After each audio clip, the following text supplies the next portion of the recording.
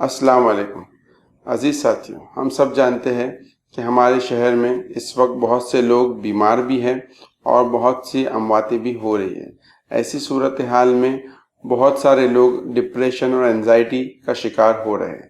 اس لیے ہم سب کی ذمہ داری ہے کہ جب کوئی بھی ایسی خبر ہو تو ہم یہ بات کو انشور کریں کہ اس کو امیجز وغیرہ بنا کر واٹس ایپ پہ شیئر نہ کریں، بلکہ اگر کسی کا انتقال ہو گیا ہو تو وہ اپنے قریبی عزیز و اقارب پر فون پہ اطلاع دیں، امیجز وغیرہ واٹس ایپ پہ شیئر نہ کریں۔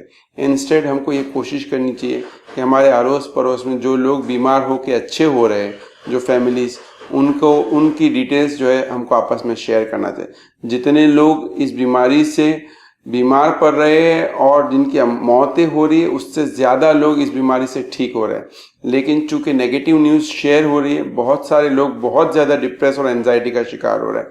اس لیے آپ سب سے بہت ہی مؤدبانہ درخواست ہے کہ اس طرح کی نیگیٹو نیوز کو تھوڑے دن کے لیے شیئر کرنا اوائڈ کریں۔